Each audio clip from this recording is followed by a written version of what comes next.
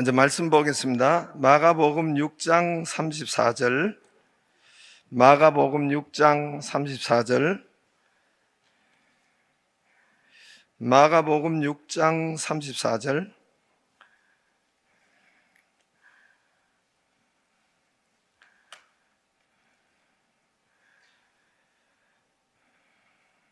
신약 성경 63쪽 제 성경으로는 한 절입니다. 마가복음 6장 34절 우리 큰 목소리로 함께 읽겠습니다. 시작.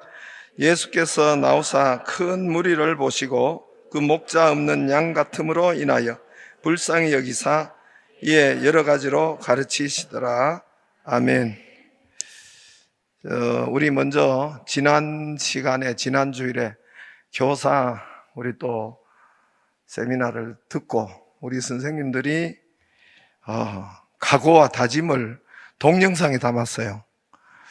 요즘은 또 코로나 시대니까 동영상에 담는 것이 나와서 하는 것보다 동영상에 담았으니까 간단하게 한번 보고 먼저 보겠습니다. 보여주세요.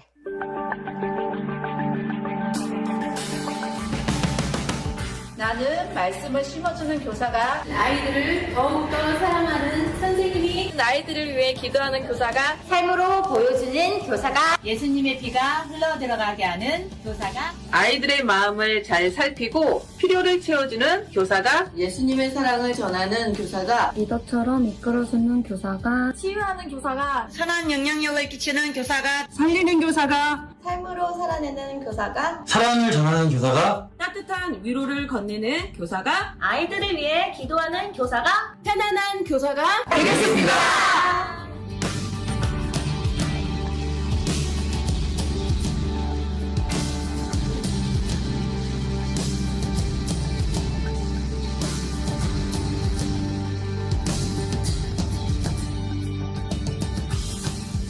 처음에 있는 동영상은 모르는 교사가 전부 다 되겠습니다. 이게 다 주먹이 들어갔는데 그거 다 잘라버리고 마지막에 되겠습니다. 이렇게 했어요. 잘했죠? 네, 그러니까 오늘은 또 우리 박상진 교수님, 우리 기교과라고 해요. 기독교 교육학과를. 기교과라고 합니다. 우리 장로신학대학 정말 우리 총회나 한국교회의 교육에 대해서 또 그 말씀 교육에 대해서는 모든 영향을 끼치는 그런 우리 교수님 오셨습니다. 오늘은 이제 하고 나면 이제 완전 이 주먹이 두 번 불끈 쥐고 되겠죠? 우리 교수님은 이제 정말 우리 믿음의 가문의 모델이 되는 선친도 이제 목사님이셨고, 또 여기 안양 그래서 나는 형님인 줄 알았는데 오늘 처음 알았습니다. 안양 샘병원 거기 이제 그 설립자 되시는 분이 이제 교수님 형님인데 오늘 말씀하는데 형님인데 5분 형님이라고 하더라고요. 그래서 5분 뭔께서 5분 형님인가 그랬는데 그분하고 이게 저기 쌍둥이래요. 그래서 5분 빨리 형님이 나오셨대요. 그래서 5분 형님이라고 하시더라고. 그래서 또 우리 교수님 어떤 그 가정과 또 목회자와 또 막 이런 의사, 또 거기 보면은 이제 선교에 대해서 이렇게 하는 샘병원, 아주 좋은 병원, 우리 교원들도 많이 가죠. 목사님 나오셔서 우리 오늘 포스트 코로나 시대의 교사와 학부모 사명, 아주 최근에 들어가지고 제목이 가장 깁니다. 포스트 코로나 시대 교사와 학부모의 사명. 나오실 때 큰 박수로 환영해 주세요.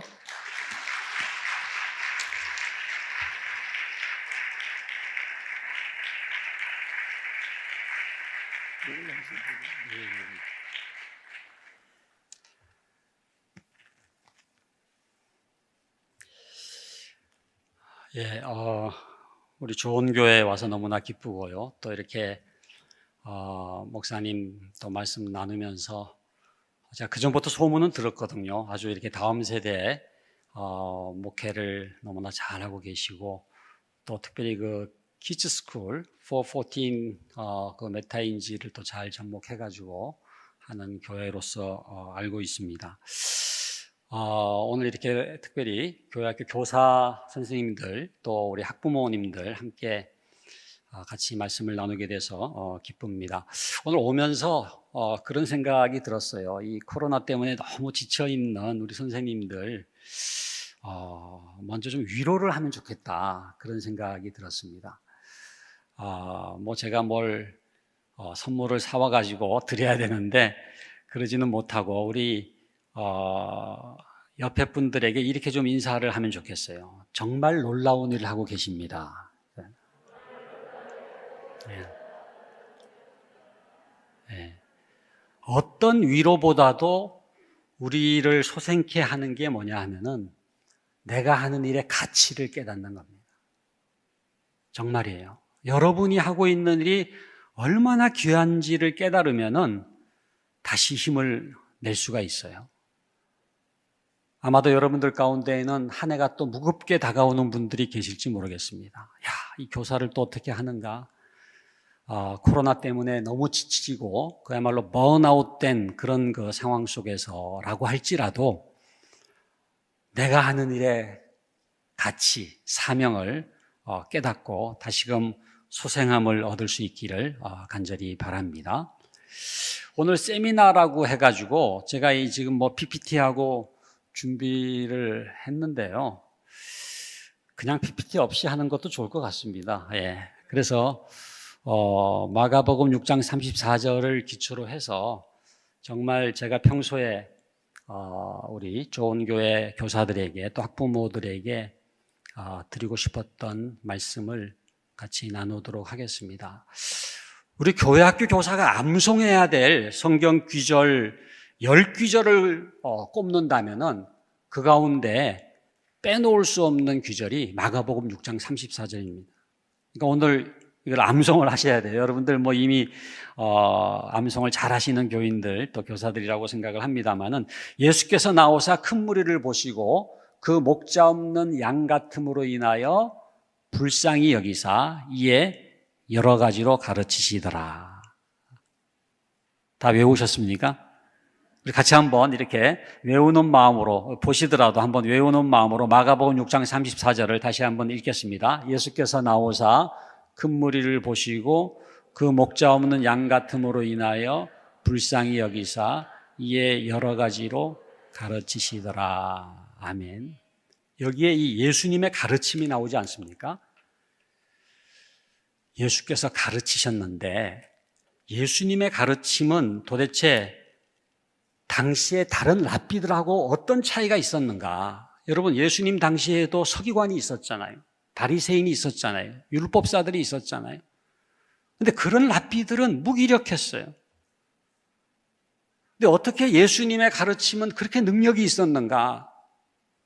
오늘 이 귀절에서 그 비결을 찾을 수가 있습니다. 무슨 단어예요? 예수님께는 다른 랍비들에게 없었는 게 있었는데 그게 뭡니까? 불쌍히 여기사. 불쌍히 여기사. 예수께서 나오사 큰 무리를 보시고 그 목자 없는 양 같음으로 인하여 불쌍히 여기사 이에 여러 가지로 가르치시더라. 다른 랍비들에게 없는 이 불쌍히 여김이라고 하는 것이 예수님께는 넘쳐났기 때문에 그것이 바로 가르침의 원천이 됐다라고 하는 것입니다. 이 불쌍히 여기사라고 하는 이 단어는 스플랑크 니조마이라고 하는 헬라어 단어거든요. 스플랑크 논이라는 단어에서 파생이 됐는데 창자라는 단어에서 파생이 된 거예요. 그러니까 창자가 찢어지듯이, 창자가 끊어지듯이 불쌍히 여긴 게 바로 이 스플랑크 니조마이라는 단어입니다. 그러니까 예수님은 누구를 이렇게 만나시잖아요. 그러면은 창자가 끊어지듯이 불쌍히 여기시는. 지금도 무리들을 보셨는데 그 목자 없는 양 같음으로 인하여 창자가 찢어지듯이 그렇게 불쌍히 여기사 그 다음 뭐예요? 이에 여러 가지로 가르치시더라. 이 스플랑크 니조마이라고 하는 단어가 성경에 몇 군데 나오는데, 여러분들 누가복음 15장에 보면은 탕자의 비유가 있잖아요. 그 탕자의 비유에 보면은 아직도 거리가 먼데 아버지가 그를 보고 측은히 여겨 달려가 목을 안고 입을 맞추었다 라고 할 때 그 측은히 여겨라는 단어가 스플랑크 니조마이를 쓰고 있어요. 그러니까 불쌍히 여기는, 창자가 찢어지는 거죠. 그 둘째 아이가 방탕해가지고 다 그냥 그야말로 탕진한 다음에 돼지의 쥐엄 열매를 맺고서 아버지의 집을 그리워하면서 다시금 돌아오는 그 둘째 아들을 아버지가 보신 거예요. 아직도 거리가 멀죠. 그러나 분명히 둘째 아들인데 창자가 찢어지듯이 불쌍히 여기고 측은히 여기는 마음을 갖고 달려가서 끌어안고 입을 맞추고 잔치를 베풀었다는 거지 않습니까? 우리 교회학교 교사들과 우리 부모들에게 회복되어야 될 마음이 바로 이 하나님 아버지의 마음인 줄로 믿습니다. 불쌍히 여기는 마음, 측은히 여기는 마음.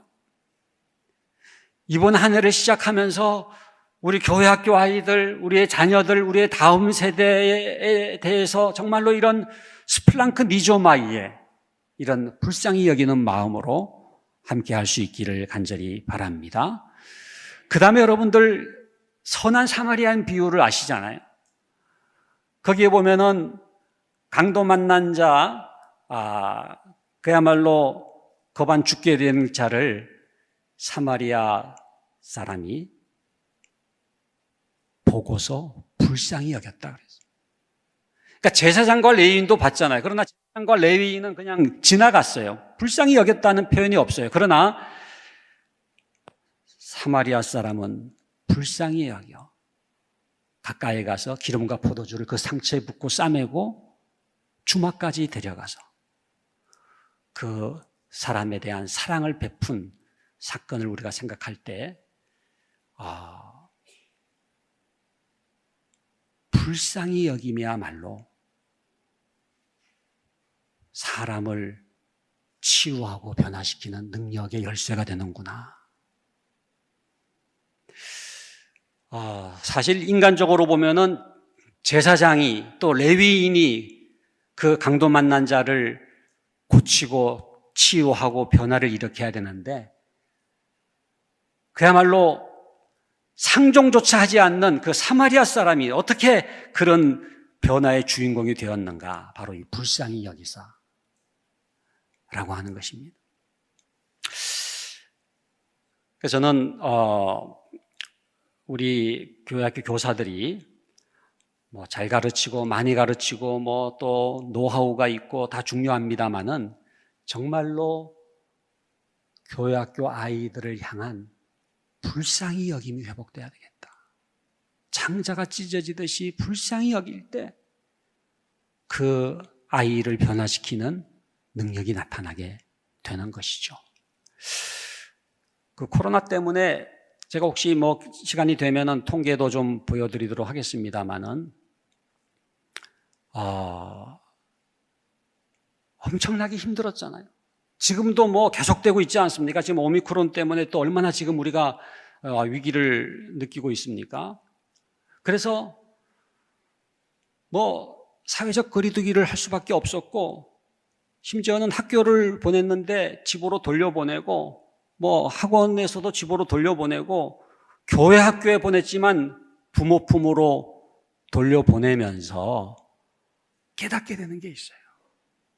하나님께서 이 코로나를 통해서 우리에게 깨닫게 하시는 게 뭐냐 하면은 본질의 회복입니다. 예배의 본질을 회복하고 교회의 본질을 회복하고 또 무엇보다도 교육의 본질을 회복하기를 원하시는 거예요. 교육의 본질 가운데에 제일 중요한 하나님의 교육의 본질이 뭐냐 하면은요, 성육신 교육이에요. 성육신 교육. 하나님이 인간이 되신 것처럼 중요한 교육의 원형적 사건이 없습니다. 우리가 기독교 교육 그러면은 그 교육의 원형이 썬데이 스쿨, 1780년에 영국 글로체스터에 시작한 썬데이 스쿨이 아니에요. 그 주일학교 이전에 하나님의 교육이 있었잖아요. 그래서 거슬러 올라가서 하나님의 원형적인 교육을 딱 붙들면은 그게 뭐냐 하면은 성육신이에요. 인카네이션. 그러니까 하나님께서 인간을 변화시키기 위해서 하나님이 취하신 교육은 하늘에서 강의를 하는 게 아니에요. 하나님이 인간이 되신 거예요. 인간의 눈높이를 맞추신 거예요. 여러분, 우리가 개나 돼지가 된다라고 하는 거 상상조차 할 수가 없잖아요. 근데 그거는 피조물이 되는 거예요. 근데 하나님은 인간을 변화시키기 위해서 하나님이 선택하신 교육은 뭐냐 하면은 하나님이 창조주가 피조물이 되는 거예요. 이게 인카네이션, 성육신이죠. 여러분, 지금 우리가 이 사회적 거리두기를 얘기를 합니다마는 하나님과 인간의 거리처럼 멀어진 관계가 어디 있습니까? 인간이 타락하고 범죄한 이후에 하나님과 인간이 엄청난 간격이 생긴 거예요. 그 간격을 메꾸시고 그 거리를 메꾸시고 인간에게 찾아오신 사건이 바로 성육신이잖아요. 저는 이번 이 코로나를 통해서 우리 특별히 좋은 교회, 우리 모든 교사들, 우리 부모님들이 성육신 교육을 회복할 수 있기를 간절히 바랍니다. 온라인이냐 오프라인이냐의 문제가 아니에요. 우리가 뭐 어쩔 수 없이 이제는 온라인으로밖에 할 수가 없다. 그게 아니에요. 여러분, 사실은요, 사회적 거리두기를 아무리 심각하게 할 수밖에 없는 상황이라고 하더라도요, 오프라인으로 할 수 있는 게 있어요. 그 아이 집 근처를 가서 이렇게 걸어 다닐 수 있잖아요. 걸으면서 기도할 수 있잖아요. 그 아이 집 그 문고리에, 현관 문고리에 뭐라도 이렇게 선물이라도 걸어 놓을 수 있잖아요. 아니면 손편지를 써가지고 거기에 달아 놓을 수도 있잖아요. 그리고 전화를 해가지고 카톡을 하든지 핸드폰으로 해가지고 선생님이 너네 집 앞에 와 있어. 너 커튼을 열고 창문을 한번 내다봐. 그래, 잘 있었지? 사랑해. 라고 할 수 있잖아요. 문제는 온라인이냐 오프라인이냐의 문제가 아니라 불쌍히 여기느냐의 문제, 사랑하느냐의 문제. 정말로 사랑한다면 온라인일 수도 있고 오프라인일 수도 있고, 중요한 것은 온라인이냐 오프라인이냐가 아니라 그 거리를 그냥 뚫고서 그 아이와 터치가 일어나는, 접촉점이 일어나는 이 성육신적 교육이 과연 이루어지고 있느냐의 문제라고 하는 거예요.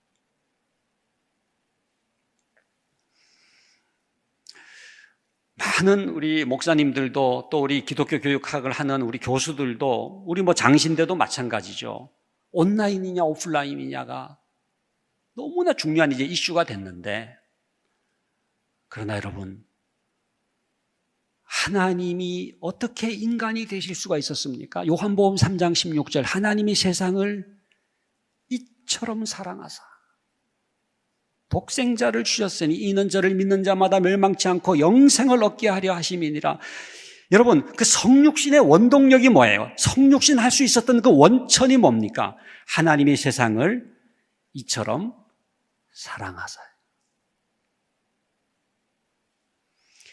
그 사랑이 있기 때문에 그 간격을 뛰어넘고 인간에게 오셔서, 인간이 되셔서 인간을 변화시킨 하나님의 교육, 그게 바로 성육신 교육이라고 하는 거거든요.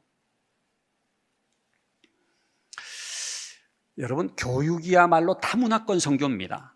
여기 지금 고등부 선생님들은 고등학생이라고 하는 뭐 이상한 건 아니지만 전혀 다른 종족 속으로 파송받은 선교사예요. 그죠? 유치부 선생님들은 유치부 아이들이라고 하는 전혀 다른 문화권을 살고 있는 그 아이들 속으로 파송받은 선교사예요. 여러분, 선교사님들이 어떻게 선교를 하십니까? 예를 들어서 우간다라든지 뭐 아프리카 선교, 뭐 에스와틴이라든지 탄자니아라든지 그런 곳에 선교를 하러 가시는 선교사님들이 그 아프리카 말 얼마나 어렵습니까? 그거를 배우시는 거예요. 파푸아 뉴기니아로 간다 그러면 파푸아 뉴기니아 언어를 배우는 거잖아요. 어떻게 그렇게 언어를 배울 수가 있느냐? 그 종족을 사랑하기 때문에. 탄자니아 사람에 대한 이 불쌍히 여김이 있기 때문에.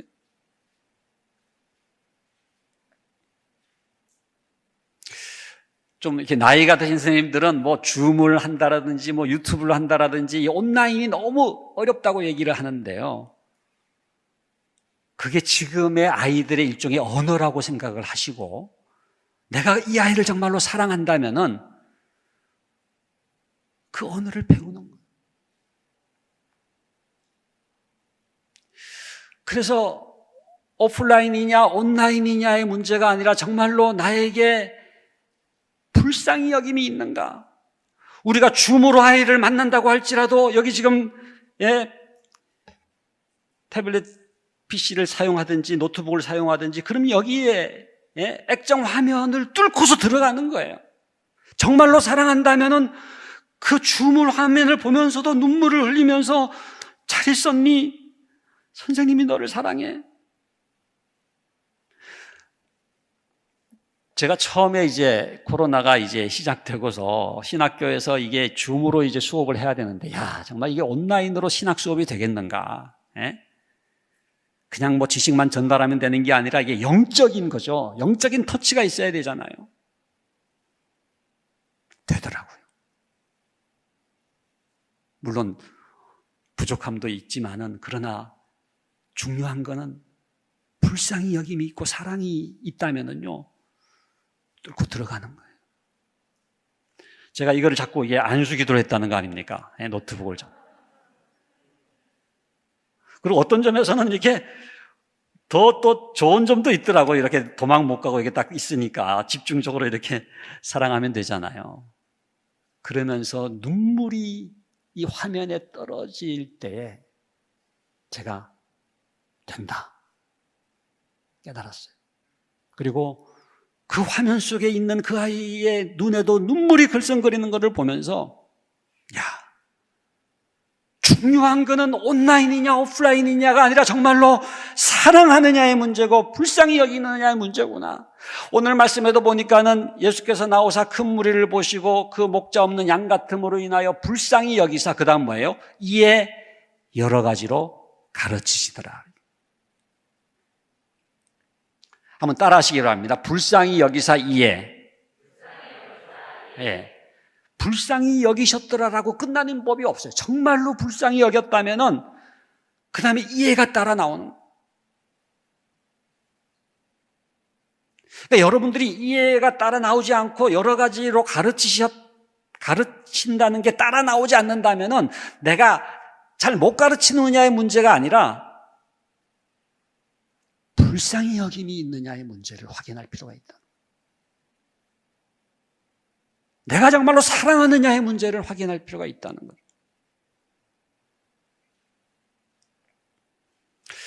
저는 오늘 이 말씀에서 예수께서 나오사 큰 무리를 보시고 그 목자 없는 양 같음으로 인하여 불쌍히 여기사 이에 여러 가지로 가르치시더라 그랬잖아요. 그러니까 예수님도 한 번으로 끝내신 게 아니에요. 뭐 예수님 당시에 무슨 온라인 오프라인 그렇게 여러 가지로 하신 거는 아니라고 할지라도 때로는 비유법을 쓰기도 하시고 때로는 질문법을 쓰기도 하시고 때로는 공중나는 새를 보라고 말씀하시기도 하시고 들에 핀 백합화를 보라고 말씀하시기도 하시고 이 모양 저 모양으로 가르치신 거예요. 왜요? 불쌍히 여기셨기 때문에, 사랑하기 때문에.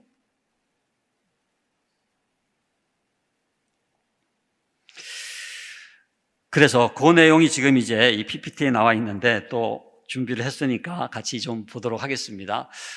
먼저 좀 통계적으로요. 저는 우리 교사 선생님들에게 말씀드리고 싶은 게요.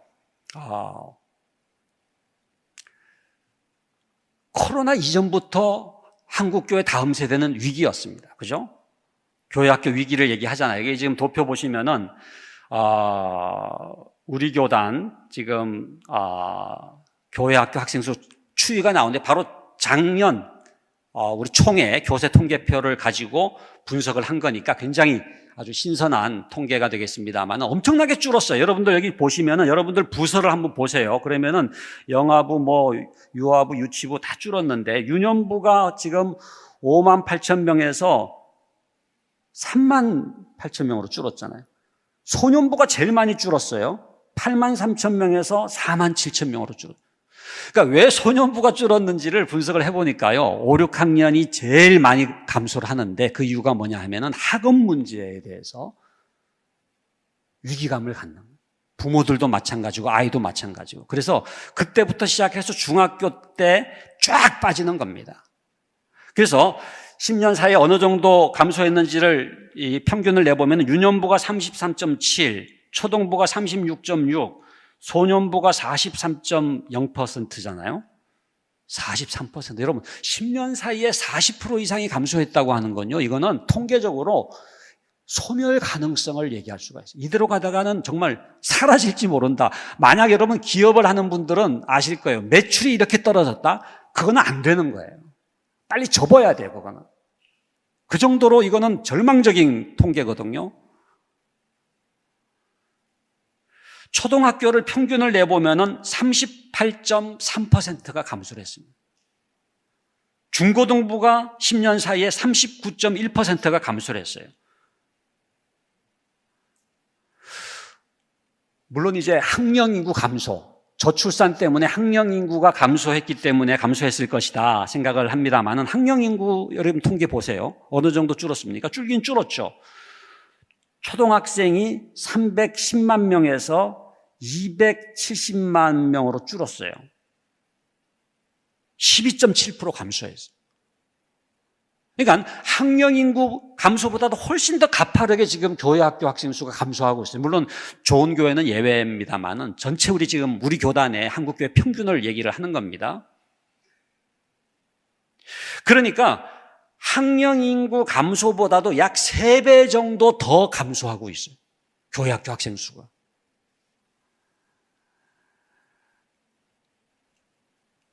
그리고 여러분들 종교 인구가 어느 정도 줄었는지 아시죠? 통계청에서 조사해서 10년마다 발표하는 그 종교 통계를 보면은요, 2005년도에는 52.9%였습니다. 그러니까 과반수 이상이 종교 인구였어요. 그런데 10년 사이에 9%가 줄어가지고 43.9%밖에 안 돼요. 2015년도에는. 그래서 우리나라 사회를 얘기하는 굉장히 중요한 그 현상 가운데 하나가 탈종교화 현상입니다. 종교를 떠나고 있어요. 그러니까 기독교만의 문제는 아니에요. 불교도 떠나고 캐톨릭도 떠나고. 그런데 여기 지금 연령별로 나와 있잖아요. 보면은 2015년도에 종교 없음이 60% 이상 되는 새 연령 집단이 누굽니까? 10대, 20대, 30대. 연세 드신 분들의 문제가 아니에요. 젊은이들이, 다음 세대가 종교를 떠나고 있고 교회를 떠나고 있는 거예요. 여기 보면은요, 한국 갤럽이 원래 한국 갤럽도 이제 10년마다 조사를 하기 때문에 2004년, 2014년, 그다음에 2024년도에 조사를 해야 되는데 코로나 때문에 너무 종교 인구가 지금 줄어들고 있으니까 급하게 작년에 조사를 해가지고 발표를 한 게 바로 이겁니다. 2015년, 2014년에 50%였는데 2021년도에 40%밖에 안 돼요. 특별히 남성들이 많이 떠났어요. 교회도 떠나고 종교를 떠났는데 남자는 34%만 종교 인구예요. 여성들은 56%. 그 다음에 연령별로 나오는 거 있잖아요.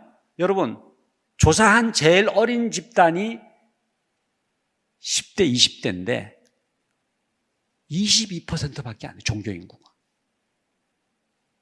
여기에 뭐 기독교만 있는 게 아니라 캐톨릭이나 불교나 다 합쳐봐야 22%밖에 안 되는 거예요. 그 다음이 30%, 32%, 43%, 59%. 그러니까 여기 지금, 시흥, 여기, 전철역 어디역이든지, 정류장이든지, 60대 이상의 어르신들 10분을 만나면은 그 중에 종교가 있는 사람이 몇 명이에요? 한 6분 정도 돼요. 그런데 10대, 20대를 10명을 만난다. 그러면 종교가 있는 사람이 몇 명밖에 안 돼요? 2명밖에 안 되는.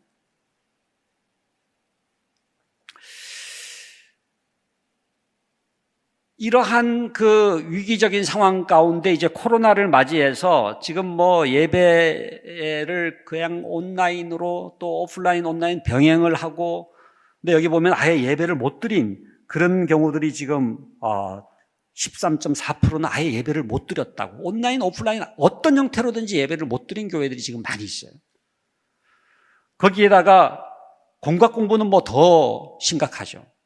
아예 공각 공부를 전혀 못하고 있다는 게 5.5%가 되지 않습니까? 그래가지고 이 코로나19 상황 속에서 교회 학교 참석 인원이 이제 줄었는데 어느 정도 줄었느냐? 72.3%가 감소했다고 대답을 했는데 한 30%가 줄었다고 통계가 나와 있습니다. 여기 지금 31%에서 50%도 16.2%나 돼요. 51% 줄었다라고 하는 응답도 12.2%입니다. 그러니까 기본적으로 30%가 줄고 심각한 데는 막 50% 이상 지금 교회학교 학생 수가 지금 줄어가고 있는 그런 지금 상황이거든요. 자, 그렇다고 한다면은 지금 현재의 교회학교로는 되겠느냐? 안 된다는 거예요.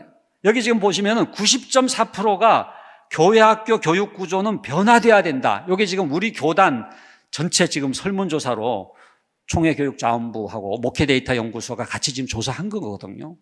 굉장히 그 믿을 만한 통계인데 90.4%가 뭔가 이 코로나를 계기로 교회 교육이 변해야 되겠다라고 이제 공감을 하고 있는데 어떻게 변해야 되겠는가라고 할 때 가정과 교회가 연계가 돼야 되겠다. 이게 제일 많이 나왔어요.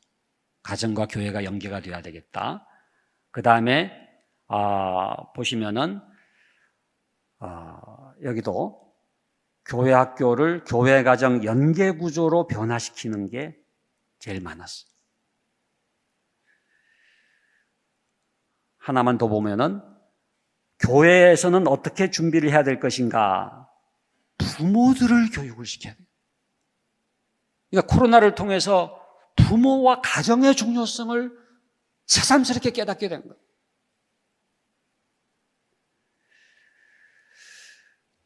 그래서 제가 오늘 드리려고 하는 두 가지 교사와 학부모의 사명이 바로 이겁니다.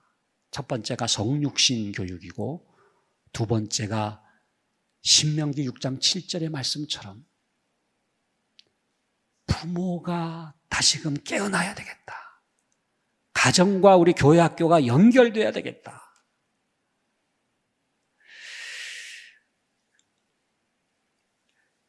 이미 앞에서 이제 성육신 교육은 말씀을 드렸기 때문에 제가 간단히 요약을 한다면은요,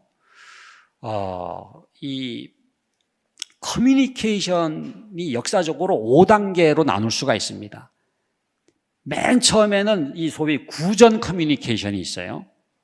그 다음이 문자 시대가 있고요. 그 다음이 인쇄활자 시대가 있고요. 그 다음이 시청각 시대가 있고 지금은 이제 멀티미디어 커뮤니케이션 시대죠. 그러니까 각각의 커뮤니케이션 시대마다 교육의 방식이 있어요. 구전 시대는 말로 하는 거예요. 문자 시대는 글로 하는 거예요. 구텐베르그 이후에 인쇄활자 시대 다음에는 책으로 하는 거죠. 교과서가 생겼죠. 시청각 시대에는 시청각 자료로 하죠. 멀티미디어 시대에는 멀티미디어로 하는 게 자연스럽다는 거예요.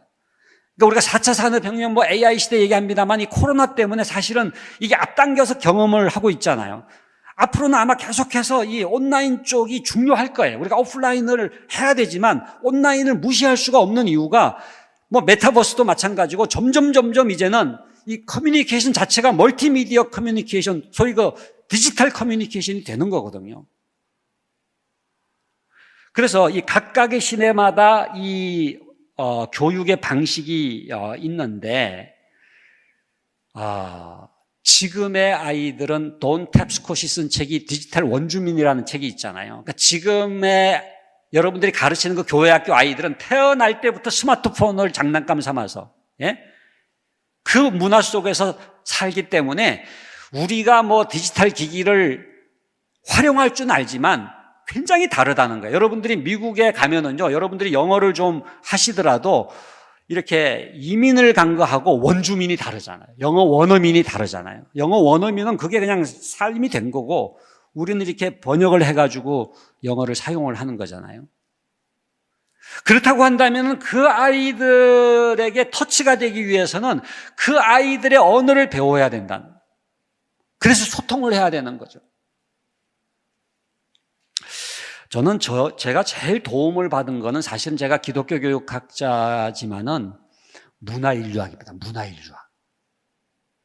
저는 이제 일반 교육학을 하고 이제 대학원에서는 교육사회학을 하면서 이제 교육인류학이라고 하는 거를 배웠는데 그러면서 이제 문화인류학이라는 학문을 접했는데 그 문화인류학에서 나오는 굉장히 중요한 그 방법이 에스노그래피라고 하는 게 있어요. 에스노그래피. 이게 뭐냐면은 어떤 종족의 문화를 연구하기 위해서는 그 속으로 들어가야 된다는. 예를 들어서 제가 아까 파푸아 뉴기니아 얘기를 했습니다만 파푸아 뉴기니아 종족을 연구하기 위해서는 파푸아 뉴기니아는 이렇더라고 그냥 밖에서 얘기를 하는 게 아니라 그거는 다른 문화에서 그렇게 판단을 하는 거고 진짜 그 종족의 문화를 연구하기 위해서는 파푸아 뉴기니아 속에 가서 살아야 된다. 그래서 이 문화인류학적인 연구는 장기간이 걸리고 그다음에 국지적 들어가서 직접 그 현장에 있어야 되고 그다음에 참여적인 그런 연구가 될 때에 진짜 그 종족을 이해할 수가 있다는 거거든요. 그래서 저는 우리 교회학교 교사들에게 그런 말씀을 드리고 싶어요. 여러분들이 가르치는 그 아이들을 이해하기 위해서는요, 그 아이들 속으로 들어가야 돼요. 그러니까 우리 중등부 선생님들은 중학생 교복을 입고 좀 이렇게 위장 취업하듯이 이렇게 그 학교에 좀 들어가면 좋겠어요. 그래가지고 이렇게 같이 살면서 그 아이들이 어떤 고민을 하는지, 어떤 생각을 하는지를 알아야지 접촉점이 있는 교육이 일어날 수가 있다는 거예요.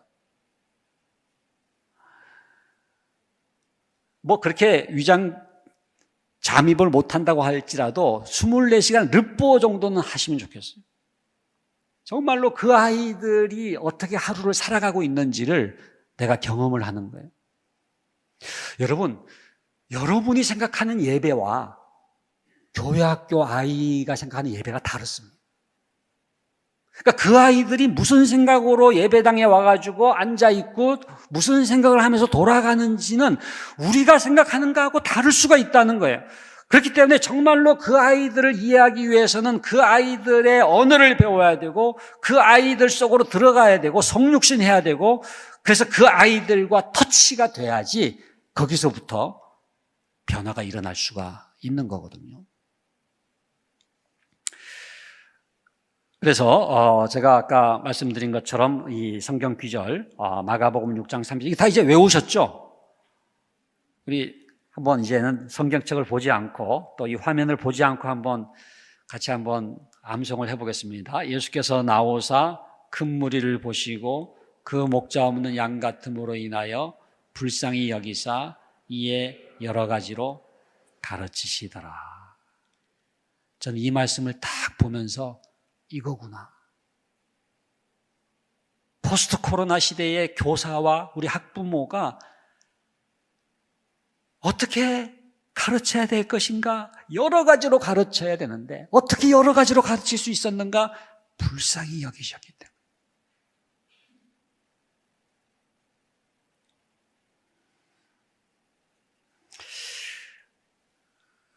그래서 이 온라인이건 오프라인이건 그래서 이 온라인이라고 하는 게 온라인, 오프라인을 다 합친 거를 얘기하는 거거든요. 그래서 온라인이냐 오프라인이냐의 문제가 아니라 온라인에서 우리가 굉장히 중요한 게 뭐냐 하면은 인격적인 관계를 맺는. 여러분, 예수님께서 왜 12명의 제자를 선택했습니까? 인격적인 관계를 맺는. 나와 그것의 관계가 아니라 나와 너의 관계가 될 때에 마음의 터치가 일어나고 마음의 터치가 일어나야 뭐예요? 신앙적인 변화가 일어나는. 여러분, 신앙교육은 머리에다가 하는 게 아닙니다. 마음이에요, 마음. 우리가 신앙이라는 라틴어 어원이 크레도거든요. 크레도라고 하는 단어에서 크레딧 카드가 나왔어요. 신용카드. 요즘에는 그 차가 안 보이던데 기아에서 아주 믿을 만한 차라고 나온 게 크레도스라는 차가 있어요. 크레도스. 이게 믿을 만한 차라는 뜻인데 왜 단종이 됐는지 모르겠습니다만은 그게 크레도라고 하는 게 코어, 마음을 드립니다. 그런 뜻이에요. 마음을 드리는 게 신앙이. 하나님께 마음을 드립니다. 그래서 머리를 변화시키는 게 아니라 마음을 변화시켜야 되는데 어떻게 마음이 변화될 수가 있느냐? 인격적인 관계를 맺어야지 마음이 변화될 수가 있는. 그렇기 때문에 저는 우리 교회 학교 교사 여러분들에게 말씀드리고 싶은 것은 어떤 관계로 만나느냐가 교육을 결정합니다. 명강의가 중요한 게 아니에요. 어느 정도 깊이로, 어느 정도 관계로 만나느냐. 나와 그것의 관계로 만나가지고는 아무리 강의를 잘해도 그거는 머리에 지식을 전달할 뿐이죠. 그런데 나와 너의 관계로 맺어지게 되면은 스스로 이렇게 마음을 내미는. 여러분, 그 양파가요, 이렇게 껍질이 이렇게 있지만은 껍질을 벗기면은 또 껍질이 있잖아요. 그죠? 관계도 마찬가지. 표피적인 관계가 있고 점점 더 들어갈 수가 있어요. 그래서 중심과 만나는 관계. 처음 만나는 사람도, 이 표피적으로 만나는 사람도 이런 얘기는 할 수가 있죠. 뭐 날씨가 너무 쌀쌀하죠. 아니면 뭐 미세먼지가 심하죠. 뭐 이제는 뭐 입춘이 지나고 난 다음부터 봄이 오는가 봐요. 이런 얘기는 처음 만나는 사람하고도 할 수 있어요. 그런데 제가 이혼해야 될지도 몰라요.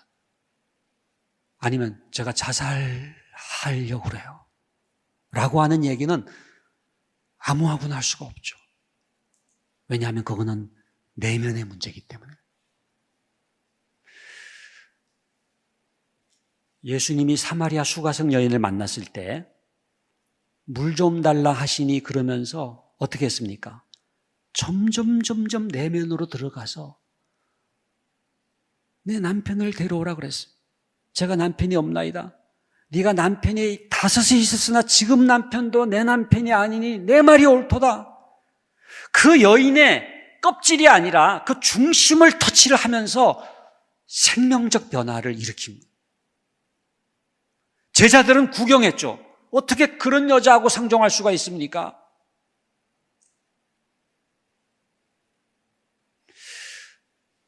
교회 학교 교사는 어떤 깊이로 학생을 만나느냐에 결정이 됩니다. 그러니까 여기 지금 교사들이 많이 앉아 계십니다만은 저는 똑같은 교사가 아니라고 생각해요. 여러분들 가운데요, 어떤 선생님은 그냥 표피적으로 아이들을 만납니다만은 어떤 선생님은 정말 내면으로, 중심으로 만나는 선생님이 있어요. 표피적으로 만나는 선생님은 야, 뭐 우리 뭐 진도 어디까지 나갔더라? 뭐 끝났는데 왜 안 가? 그러고 있냐?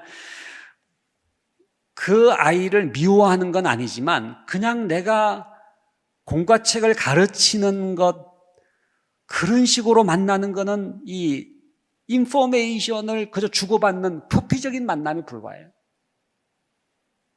그런데 주중에 한 번이라도 더 아이를 만나는 선생님이 있더라고요. 제가 잊을 수 없는 그 주일학교 선생님은 정 선생님이라는 분인데, 그분은 신학생이었는데, 그분은 총신대를 다녔는데, 그 자취방에 저희 학생들을 데려다가 그때 라면을, 삼양라면 나온 지 그때 얼마 안 됐을 때인데 그 라면을 끓여 먹고 남은 국물을 바라보면서 인생의 허물을 얘기를 했거든요.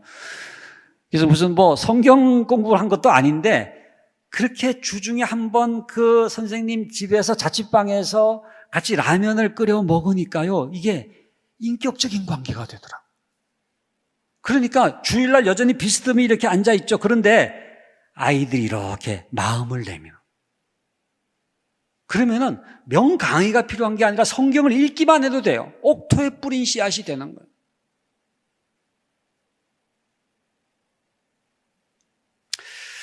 그 로버트 콜만이라는 분이, 제가 여기 지금 주님의 전도계획 책을 표지를 올려놨습니다만은 필독서입니다. 우리 교회학교 교사들 생명의 말씀에서 나온 책입니다만은 꼭 한번 읽어보시면 좋겠는데, 예수님의 제자 교육의 8가지 원리를 얘기를 하고 있거든요.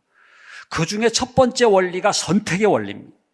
그러니까 예수님이 12제자를 선택했다는 것 자체가 가장 중요한 교육이 출발한 거라는 거예요. 왜냐하면은 인격적인 관계 속으로 들어가기 때문에.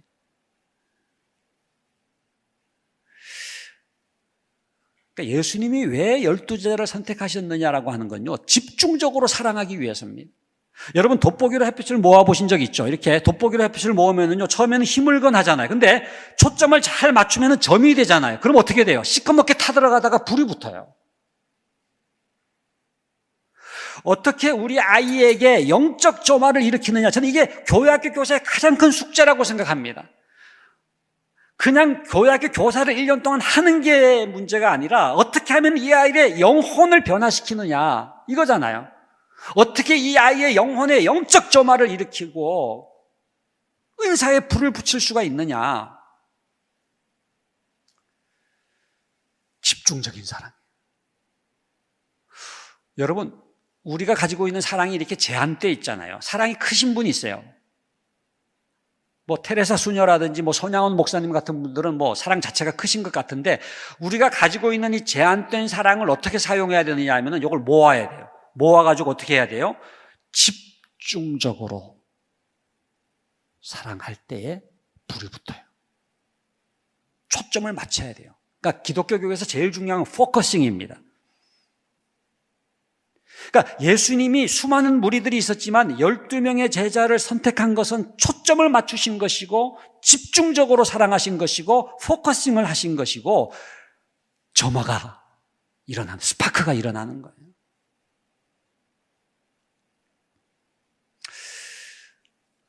저는 내년부터는 목사님 이렇게 하면 좋겠습니다. 이 학생들 다 앉혀놓고요, 우리 선생님들이 지나가면서 너는 나를 따르라, 선택을 하는 거예요. 너는 나를 따르라 해가지고 직접 선생님들이 좀 선택하게 하면 좋겠어요. 그러면 좀 책임감도 갖고 뭔가 이렇게 결단을 하고 닻을 내리듯이, 그러면은 자기가 선택했으니까 책임져야지. 근데 우리는 지금 이제 배정을 받잖아요. 그래가지고 연초에 이렇게 명단 보고서 어떤 선생님이 또 바꿔달라고, 이 아이를 어떻게 제반에 보냈어요, 빼주세요. 근데 물론 우리가 명단을 받지만은 그 명단을 보면서라도 영적 의지를 발동해야 돼요. 너는 나의 제자다. 선택을 해야 되는 거예요. 이거를 저는 닻을 내린다는 표현을 쓰고 싶어요. 그 아이에게 이렇게 닻을 내리는 겁니다. 여러분, 닻을 내린다고 하는 게 뭐냐면, 배가 이렇게 항해를 하다가 항구에 정박을 하면은요, 딱 닻을 내려요. 그러니까 닻을 내린다고 하는 것은 더 이상 이제는 방황하지 않고 승부를 건다는 거거든요. 내가 올해 2022년도 너와 승부를 걸겠다. 너는 나의 제자다. 이게 선택의 원리입니다.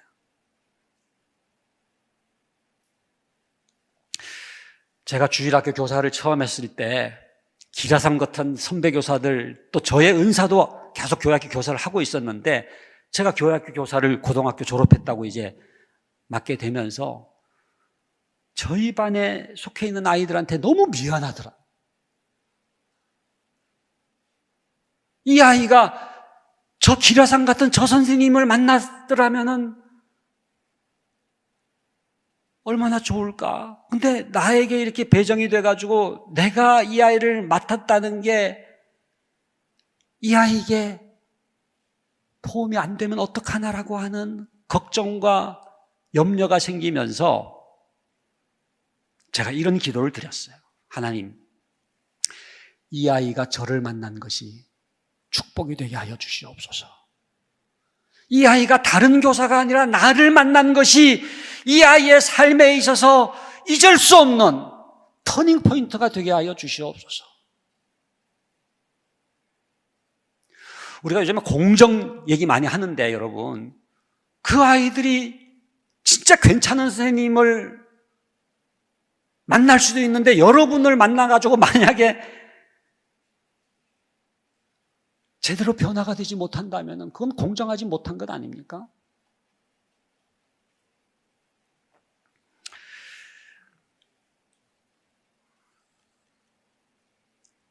제가 다음에 혹시 다시 올 기회가 있다면 선생님들을 이 관계 차원별로 좌석 배치를 하면 좋겠어요. 그래서 제일 표피적으로 아이를 만나는 선생님 여기, 그다음에 중간적으로 만나는 선생님 여기, 진짜 중심적으로 만나는 선생님들은 이쪽에. 이분들 제대로 앉으신 겁니까? 보여드리고 싶어요, 저는. 진짜 내면적으로 아이들을 만나는 선생님이 있거든요. 저는 지금 좋은 교회 제가 뭐 잘 모릅니다만 분명히 있어요. 그러니까 아이가 변화가 돼요. 저는 그 아이들도 와가지고 좀 소개를 하고 싶어요. 그 선생님을 만났기 때문에 어떤 변화가 일어나고 있는지를 소개하고 싶어요. 그리고 표피적으로 만나는 선생님들에게 도전을 드리고 싶어요. 죄송합니다. 이쪽 표피적인 게 아닌데 그냥 이렇게 가상적으로 한 거니까 너무 상처받지 마시고. 정말이에요. 저는요, 어차피 우리가 교사를 한다면요, 똑같은 교사를 하는데 진짜 보람 있는 교사를 해야 되지 않을까요? 근데 참 놀라운 거는요, 교사는 진짜 진지하게 할 때 힘든 것 같아도 더 보람이 있어요. 그러니까 껍질로 만나는 게 쉬운 것 같아도요, 그게 더 힘들어요. 진짜 그 아이의 내면을 만날 때에 그 감격, 나의 내면과 그 아이의 내면이 부딪히면서 일어나는 스파크,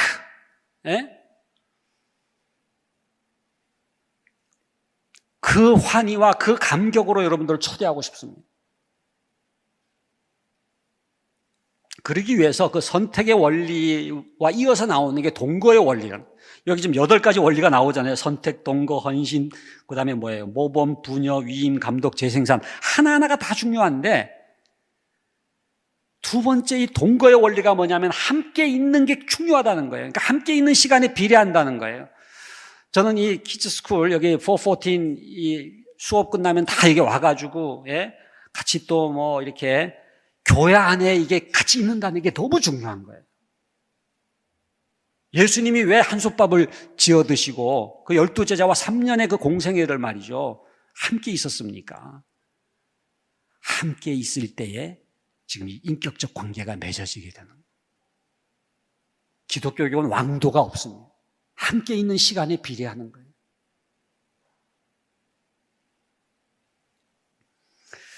그래서 저는 뭐 할 수만 있으면은 오프라인으로 여러분 주중에 한 번이라도 아이를 더 만났으면 좋겠어요. 피자집이든지 아니면은 뭐 떡볶이집이든지 아니면 뭐 학교 앞이시든지 여러분들 집으로 초대하든지 아니면 교회에서 만나셔도 되고요. 교회가 너무 아름답잖아요. 그리고 카톡은 SNS로든지 인터넷으로 얼마든지 더 만날 수 있잖아요.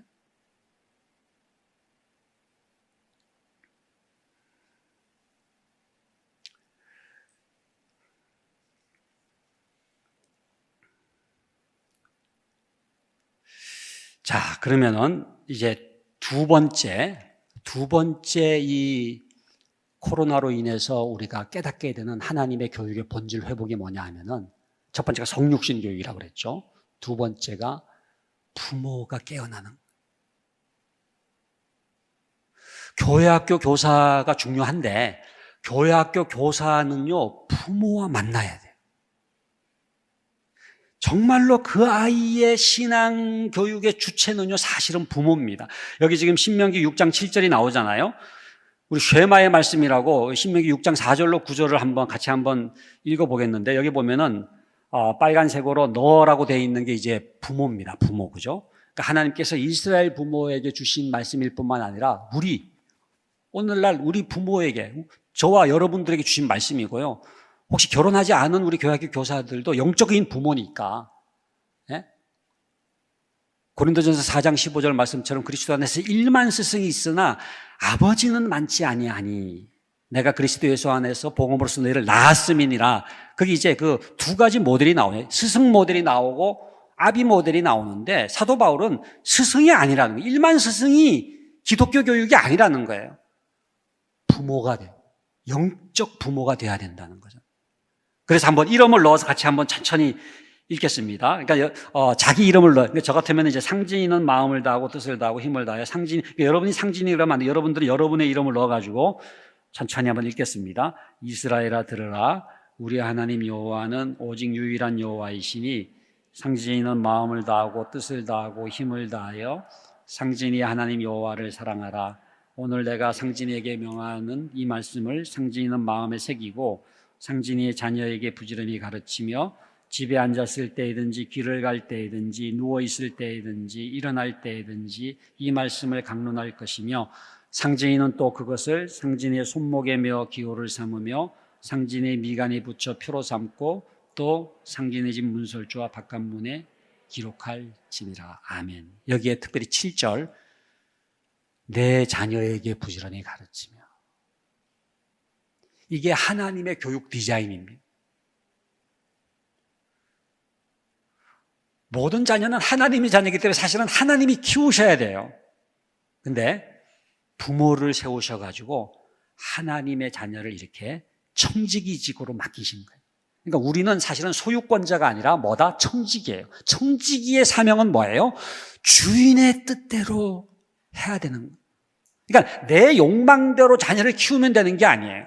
하나님의 뜻대로, 하나님의 방식대로 교육을 해야 될 책임이 우리에게 있어요. 이 신명기 6장 7절을 회복시킨 사건이 저는 코로나라고 생각해요. 그러니까 코로나가 고통스럽고 정말 견디기 어렵지만은 그 가운데에서 깨달아야 되는 게 있어요. 이렇게 고통을 당하고도 아무것도 깨닫지 못한다면 얼마나 억울해요.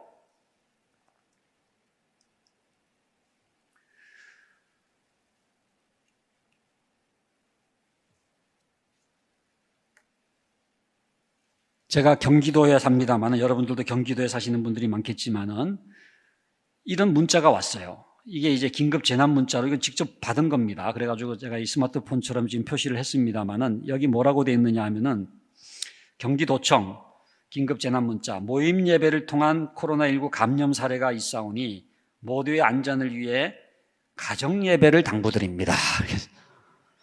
제가 무슨 생각이냐, 야, 우리가 하도 가정예배 안 드리니까 경기도청에서 가정예배 드리라고 하는구나. 그래서 제가 이거를 딱 메모를 해놨어요. 근데 진짜로 이 코로나를 계기로 가정예배가 회복되기를 원해요. 부모가 자녀 교육의 주체임을 회복하기를 원하시는 거예요. 여기 지금 내 자녀에게 부지런히 가르치라고 말씀을 지금 했습니다마는 내 자녀에게 부지런히 가르치라고 했는데 우리 부모들은요, 가르치질 않은 거예요. 보내는 사람으로 전락한 거예요. 그래서 그냥 학교 보내고 학원 보내고 교회 학교 보내고. 그런데 하나님이 다 돌려보내셨잖아요. 그러면서 들려오는 음성, 내 자녀에게 부지런히 가르치라. 이것이 저의 사명이었군요. 이번에 처음으로 학교에서 뭐를 배우는지를 알았다는 거예요. 또 교회 학교에서 뭐를 하는지도 알았다는 거예요. 그러면서 이 어깨너머로 그 아이들의 이 실상을 알게 된 거예요. 어떤 부모는 홈스쿨링을 하는 것 같다, 그런 얘기를 하더라고요. 그러면서 저는 굉장히 지금 중요한 인식의 전환이 일어나고 있다고 생각을 하는데, 그게 뭐냐 하면은 내가 자녀 교육의 주체구나. 결국은 나에게 다 돌려보냄을 받으면서 하나님의 원래 디자인대로 부모가 자녀 교육의 주체인 것을 깨닫는 계기가 되고 있는 거예요. 이건 사실 좁은 의미의 신앙교육만이 아닙니다. 모든 교육의 주체는 사실 부모예요. 여러분, 호주 같은 데 가면은요, 기독교 학교가 어떤 학교들이 있냐면 CPCS라고 하는 학교. CPCS가 뭐냐면 Christian Parents Controlled School이에요. 부모 통제 학교라고 번역은 합니다만은 부모들이 자기의 신앙대로 아이들을 교육하기 위해서 학교를 세운 거예요. 그래가지고 크리스찬 교사들을 고용을 해가지고 믿음으로 아이들을 교육하는 크리스찬 스쿨, 그게 CPCS예요. 여러분, 미국이건 뭐 호주건요, 굉장히 중요한 게 부모의 학교 선택권입니다. 그러니까 어떤 학교를 보내는지를 고민하면서 부모들이 자기의 교육관을 정리를 해요. 자기의 인간상을 정리를 해요. 그래가지고 이 아이를 어떤 아이로 키울지 자기의 믿음대로 이 아이를 교육할 수 있는 학교를 선택하는 것이 가장 중요한 부모의 권리기도 하고 책임이기도 하고 의무기도 한 거예요. 그런데 지금 우리나라는요, 이게 평준화 이후에 더 심해졌습니다만은 배정이 돼버리잖아요.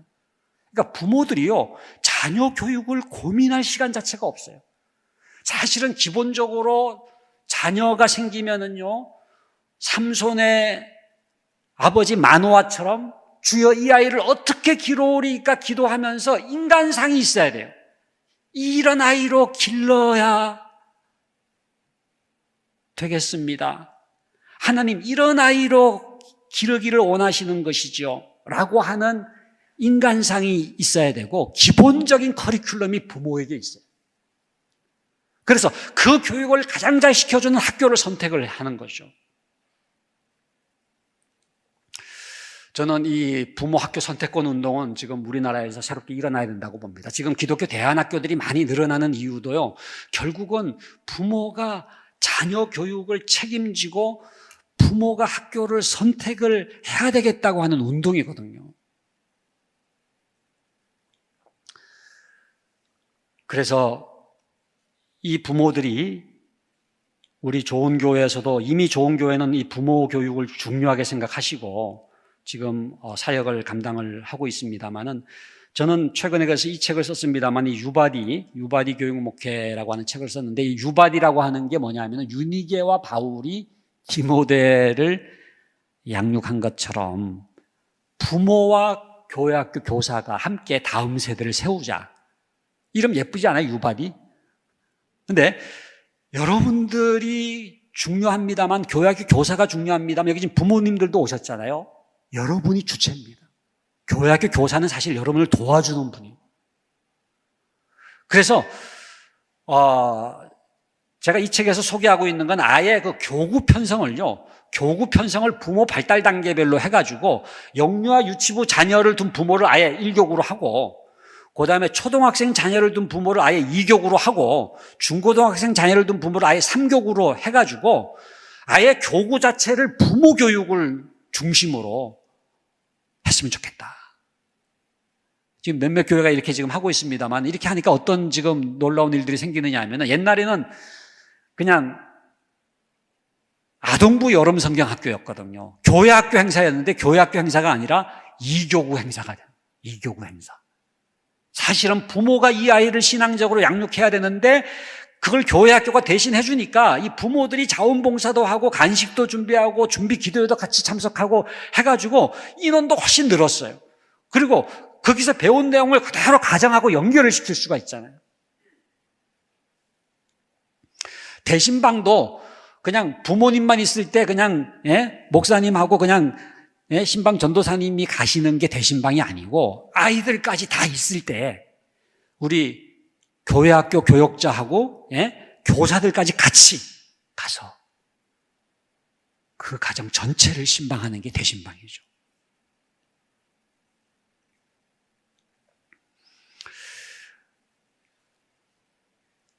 제가 이제 교회학교 그 위기 유발 요인 이 분석 연구를 몇 차례에 걸쳐서 했습니다. 왜냐하면은 학령 인구 감소보다도 아까도 봤지만은 더 가파르게 지금 교회학교 아이들이 감소하는 뭔가 원인이 있을 거 아닙니까? 그 요인 분석 연구를 하기 위해서 예상되는 요인을 열거하고 각각을 측정할 수 있는 도구를 개발해가지고 전국적으로 조사를 해가지고 통계를 분석해 보니까 이게 나온 거예요. 넘버 원이 뭐예요? 부모 요인. 그러니까 부모가 누구냐가 교회학교를 결정짓더라고요.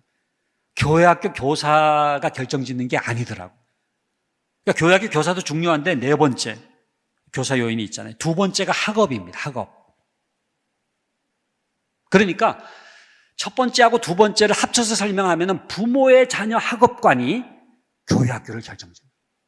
그러니까 저는 우리 좋은 교회가요, 지금 이 학업 문제를 이 신앙과 연결해가지고 끌어안는 건 굉장히 잘하신 것 같아요. 저는 이 잠언 1장 7절 말씀, 여호와를 경외하는 것이 지식의 근본이거늘, 이 말씀이 굉장히 중요한 말씀이라고 보거든요. 왜냐하면 여호와를 경외하는 신앙이라고 하는 거는 그냥 신앙 그대로 있는 게 아니라 뭐를 변화시키는데 뭐를 변화시키느냐, 지식의 근본이 되게 한다는 거예요. 그래서 학업하고 신앙은요, 이게 이것이냐 저것이냐가 아니에요. 연결돼요. 선신앙 후 학업, 이게 연결되어 있는. 그러니까 여러분들 자녀들이 예배를 드리잖아요. 그러면은 여러분 예배처럼 중요한 메타인지가 없습니다. 사실은 여호와를 경외한다고 하는 거는요, 이 메타라는 게 초월이라는 뜻이 있잖아요. 메타버스라고 하는 것도 마찬가지 메타라는 용어를 쓰고 있습니다만, 그냥 공부만 열심히 한다고 되는 게 아니라 여러분들 그 메타인지 뭐 414 잘 아시는 것처럼 초월해가지고 공부하는 나 자신을 볼 수가 있는 거예요. 근데 여러분 여호와를 경외하고 예배를 드리면 어떻게 됩니까? 내가 누군지를 알아요. 왜 공부하는지를 알아요. 공부의 목적, 삶의 목적을 알아요. 내가 어떻게 태어나서 어떻게 하나님께로 돌아가는 나그네 인생인가를 깨닫는 거예요. 이것처럼 중요한 메타인지가 없어요. 그러니까 삶의 정체성을 깨닫고 목적을 깨달으면요, 자기주도적 학습을 하게 돼 있어요. 왜 공부하는지를 아니까. 그래서 이 부모님이 이런 그 기독교적인 학업관을 갖고 있으면은요, 신앙이 얼마나 중요한지를 알아요. 그런데 이 학업이 세속적인 학업관을 갖고 있으면 어떻게 돼요? 주일 아침에도 학원을 보내는 거예요. 저희가 교회학교 1019명 대상으로 설문조사를 했습니다. 교회학교 예배 빠지는 이유가 뭐냐? 제일 많이 나온 응답이 학원 가기 때문이었어요. 학원 가기 때문에. 이 지역도 지금 뭐 교육열이 만만치 않잖아요. 근데 여러분, 그 학원, 주일 아침 학원 가는 애가 스스로 그렇게 학원 갔겠습니까? 아니면 누가 그렇게 하라고 보냈겠습니까? 누가 보냈어요? 부모가 보낸 게 아니고 엄마가 보냈더라고요. 엄마. 아빠는 네가 알아서 해라, 이렇게 얘기를 하더라고요. 그래서 저희가 그 추적을 해봤어요. 어떤 엄마인가 보니까는 집사님, 권사님도 계셨어요. 근데 중간고사 기간이니까, 기말고사 기간이니까 그냥 학원 가면 안 되겠니라고 말했겠지만, 이 아이는 뭐를 배운지 아세요? 신앙은 여차하면 제껴도 되는구나라고 하는 걸 배웠다는. 우선순위가 뒤바뀌어진 거예요. 예배보다 더 중요한 게 있구나, 신앙보다 더 중요한 게 있구나, 하나님보다 더 중요한 게 있구나라고 하는 걸 배운 거예요. 저는 여러분들 오늘 여기 지금 나오는 요 요인을 잘 보시면은요, 부모 요인이 중요하다, 그 다음에 학교 요인. 그래서 요거를 말이죠, 이렇게 쭉 한번 문항별로 이렇게 순서를 이렇게 적어 보니까요, 1, 2, 3위가 전부 다 부모 요인이에요. 읽어보면 가정의 신앙교육 부재가 문제다. 아예 교회 다니는 부모인데도 아예 가정에서 신앙교육이 없어요. 그리고 두 번째는 세속적 자녀교육관이 문제다. 집사님이지만 안 믿는 부모랑 자녀교육은 하등 다를 바가 없어요. 여러분, 저는 그런 이제 부모를 교회 다니는 부모라고 그러거든요. 그러니까 진정한 크리스찬 부모하고 교회 다니는 부모를 대비를 시키는데, 이런 그냥 교회 다니는 부모는 뭐예요? 부모는 교회를 다니지만 자녀 교육에 세속적인 그런 부모 밑에서 자라나는 아이는 여러분, 신앙적인 영향을 받겠습니까? 세속적인 영향을 받겠습니까? 자녀 교육이 세속적이니까 세속적인 영향을 받습니다. 사실은 안 믿는 가정에서 자라나는 아이와 거의 다를 바가 없어요. 한 번도 신앙 얘기하지 않아요. 너 그래가지고 무슨 대학 갈래? 네? 왜 학원 안 갔어? 뭐 이런 얘기를 하는데 하나님 얘기를 안 하는.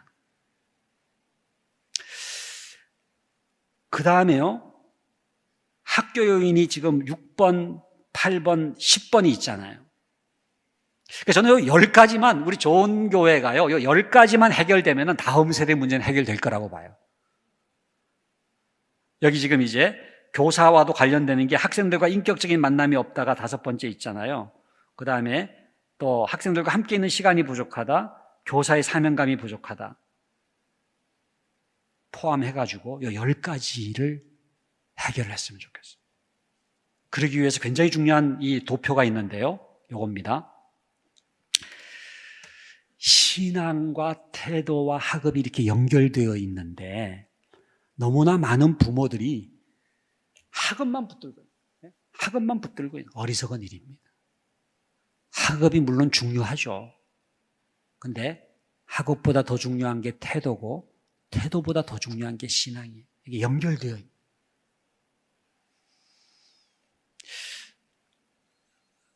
제가 우리 지금 여기 키즈스쿨도 마찬가지라고 생각해요. 제가 그냥 인터넷으로만 좀 이렇게 하시는 거를 봤는데 똑같은 원리가 적용된다고 봅니다. 제가 캐나다에 코로나 직전에 이제 캐나다에 있는 크리스천 스쿨들을 방문하고 그 카더스 연구소라고 이제 캐나다에 굉장히 중요한 기독교 학교 연구소가 있습니다.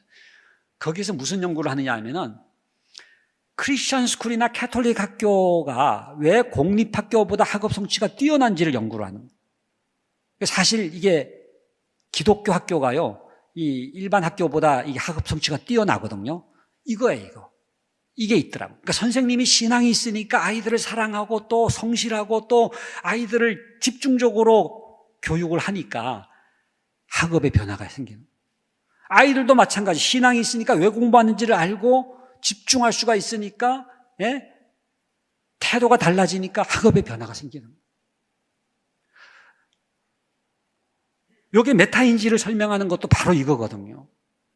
그래서 여기 지금 이제 8가지로 이제 마무리를 하겠습니다만은 8가지 유형으로 부모를 나눠볼 수가 있어요. 근데 신앙, 태도, 학업이 어떠냐에 따라서 8가지 유형으로 나눌 수가 있는데 첫 번째가 무관심형인데 이 경우는 많지 않아요. 대부분이 두 번째, 입시 위주형이에요. 입시 위주형.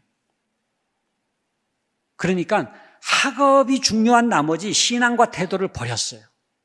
우리나라 교회의 부모들의 85% 이상이 입시 위주형이에요. 그 다음에 핀란드형은 태도가 되어 있으니까 핀란드 아이들은 우리나라처럼 피사 점수가 높지만은 거기는 공부 시간이 길지가 않아요.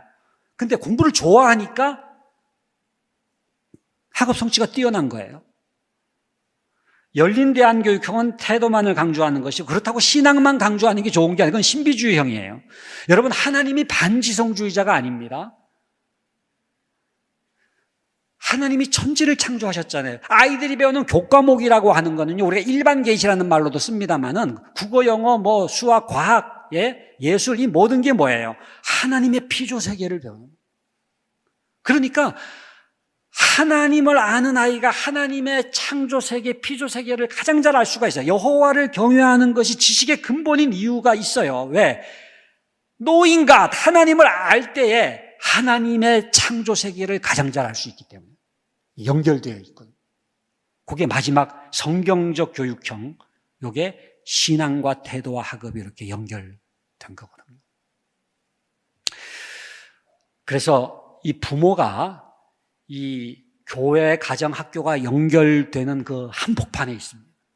그래서 저는 우리 좋은 교회의 부모님들을 정말 크리스찬 부모로 세우는 일이 이번 코로나를 통해서 새롭게 깨달은 하나님의 교육 디자인을 회복하는 일이다. 그렇다면 교회, 학교 교사는 어떤 역할을 해야 되겠는가? 부모를 신앙교육의 동역자로 세워야 돼요. 제가 10가지 팁을 드린다면은 첫 번째, 부모와 자주 만나지. 부모 만나기 부담스럽죠. 저도 옛날에 저는 주일학교 할 때 이게 다이얼 있는 전화기였는데 아이 집에 전화해가지고 여보세요 그러면 끊어버려요. 아버지가 받으면 무조건 끊어. 무서워가지고. 근데 여러분, 부모를 만나는 거를 두려워하지 마세요. 여러분이 그 부모를 도와주는 겁니다. 그리고 부모님들, 교회, 학교, 교사는 진짜 여러분들을 위한 천사 같은 분이에요. 그 자녀의 영혼을 섬기는 분이잖아요. 같이 만나야 되고, 두 번째는 부모 교육을 실시를 하고요. 교회 전체적으로도 당연히 하면 좋겠고, 여러분들 부서별로도 할 수가 있죠. 그 다음에 교회, 학교 교육 내용을 가정으로 연결하는 게 중요하고요. 그리고 부모, 자녀가, 우리 세대 통합 예배 얘기합니다만은, 부모, 자녀가 함께 예배를 드리고, 부서별 부모 기도회 갖기, 마음 카페를 한번 들어가 보세요. 마음 카페. 여러분, 그러니까 부모들이요, 가만히 있는 게 아니에요. 계속해서 세속적인 자녀 교육관에 의해서 계속 영향을 받고 있어요. 그러니까 우리 교회학교 교사들이요, 그 자녀들의 엄마들이 많이 들어가는 마음 카페에 들어가서 이 부모들이 어떤 지금 영향을 받고 있는지를 아셔야 돼요. 그래서 마음 카페를 이기는 부모 신앙 공동체. 그래서 부서별로 그 부모 신앙 공동체를 형성할 수 있잖아요. 그래서 서로가 서로를 믿음의 자녀 교육으로 격려를 해줘야 돼요. 안 그러면 옆집 아줌마에게 휘둘릴 수밖에 없어요. 우리나라 교육은 옆집 아줌마가 지배한다 그러지 않습니까? 그래서 이웃은 사랑하되 옆집 아줌마는 멀리하라, 그런 말이 있어요. 그 다음에 가정예배 정착, 그 다음에 부모를 교회학교 부서 자원봉사로 세우는 것, 그 다음에 믿지 않는 가정의 자녀는 입양을 해가지고 영적 부모 역할을 하는 것, 그리고 전세대 통합예배 정기적 드리기. 자, 이제 말씀을 마치도록 하겠습니다. 우리 앞에 두 종류의 교육이 있어요. 로마서 12장 2절에 보면은 너희는 이 세대를 본받지 말고 오직 마음을 새롭게 함으로 변화를 받아 하나님의 뭐예요? 선하시고 기뻐하시고 온전. 근데 이거를 말이죠, 교육으로 번역을 하면 이렇게 돼요. 너희는 이 세대의 교육을 본받지 말고 오직 마음을 새롭게 함으로 하나님의 교육을 분별하도록 하라. 그 교육이 선하고 기쁘고 온전한 교육이다. 그러니까 우리 앞에 말이죠, 이 세대의 교육이 있고요, 하나님의 교육이 있어요. 겉으로는 구분이 안 돼요. 여러분들 영분별이라는 말, 영분별. 성령의 역사인지 악령의 역사인지 겉으로는 구분이 잘 안 되지만 잘 믿음으로 보면 이게 분별이 되는 것처럼 이 세대의 교육과 하나님의 교육을 분별해야 돼요. 이 디서먼트라는 단어가 굉장히 중요합니다. 이게 분별을 해야 돼요. 분별. 저는 우리 좋은 교회 모든 부모들이요, 또 우리 교사들이요, 이 세대의 교육인지 하나님의 교육인지를 분별할 수 있는 지혜가 있기를 간절히 바랍니다. 지금 너무너무 한국 교회의 자녀 교육이 이 세대의 교육으로 치닫고 있어요. 여러분, 이상화 시인의 그 1926년 개벽지에 실은 시가 기억나십니까? 빼앗긴들에도 봄은 오는가. 저는 그 시를 읽을 때마다 정말 그 나라를 빼앗긴 서러움을 가지고 조국을 다시 광복을 해야 되겠다고 하는 그 해방을 사모하면서 쓴 시잖아요. 빼앗긴들에도 봄은 오는가. 마지막은 이렇게 끝나요. 들을 빼앗겼어도 봄조차 빼앗기랴. 근데 저는 그거를 읽으면요, 요즘은 자녀 교육 생각나요. 다음 세대 교육을 빼앗겼어요. 세속 교육에 빼앗겼어요. 단지 그냥 교회 학교 부흥이 문제가 아닙니다. 하나님 나라의 일꾼을 키워야 돼요. 교회 다니는 국회의원이 많다고 정치가 변하는 게 아니더라고요. 하나님, 정말로 좋은 교회는 이 세대의 교육이 아니라 하나님의 교육을 실천하게 하여 주시옵소서. 이거를 분별을 해서 좋은 교회는 정말로 교회 학교도 그렇고 우리 가정도 그렇고 오늘 두 가지, 이 성육신 교육과 그리고 부모가 중심이 된 가정교회 연계 교육이 잘 실천되어서 이 코로나 시대에 하나님이 원하시는 하나님의 교육의 본질이 회복되고 하나님이 디자인하시는 그 교육을 회복할 수 있는 좋은 교회가 될 수 있기를 간절히 바랍니다. 기도하겠습니다. 아버지 하나님, 감사합니다. 주님 사랑하시는 좋은 교회, 이렇게 아름답게 풍성한 열매를 맺을 수 있도록 인도해 주시오니 감사를 드립니다. 이 저녁에도 이렇게 귀한 분들이 함께 자리를 했습니다. 온라인으로도 참여하는 분들이 계십니다. 주님, 은혜를 베풀어 주시옵소서. 오늘 주신 말씀처럼 불쌍히 여길 수 있게 하여 주시옵소서. 아버지 하나님, 정말로 우리가 어떤 은혜를 받은 자입니까? 우리 자신이 어떤 불쌍히 여김을 받은 자입니까? 그 주님의 구속의 은총을 받은 우리가 이제는 누군가를 불쌍히 여길 수 있게 하여 주시옵소서. 이에 여러 가지로 가르치시더라 말씀하신 것처럼 주님, 저희들이 한 가지로 절망하지 않게 하시고 포기하지 않게 하시고 온라인이든 오프라인이든 이 모양이든 저 모양이든 여러 가지로 우리 예수님처럼 가르칠 수 있게 하여 주시옵소서. 그리하여 하나님이 인간이 되셔서 인간을 변화시킨 하나님의 교육을 실천해 주셨던 것처럼 우리들도 그 아이들 속으로 성육신하는 교사들이 되게 하여 주시옵소서. 내 자녀에게 부지런히 가르치라고 했는데 우리는 보내는 걸로만 끝나지 않았습니까? 주님, 이제는 우리가 가르치게 하여 주시옵소서. 부모가 깨어나서 진정한 크리스찬 부모로 거듭나게 하여 주시옵소서. 그리하여 주님, 정말로 우리 좋은 교회는 부모와 교사가 연합해서 가정과 교회가 연계되어서 하나님 기뻐하시는 이 아름다운 교육을 실천할 수 있는 하나님의 사람들 다 되게 하여 주시옵소서. 이 세대의 교육이 아니라 하나님의 교육을 실천하는 주의 일꾼들 되게 하여 주시옵소서. 예수 그리스도 이름으로 기도하옵나이다. 아멘.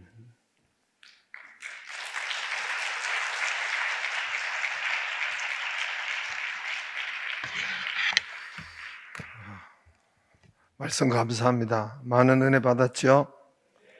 예, 우리 주신 말씀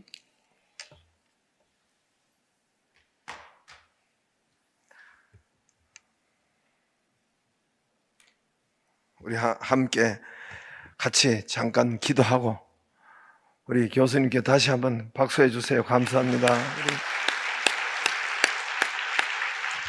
예, 오늘 뭐 성육신에 대한 말씀, 정말 우리가 성육신대 교사가 아이들 또 선교 나가서 가장 언어를 배우는 것, 아이들 언어도 성육신 되어서 언어를 배우는 것.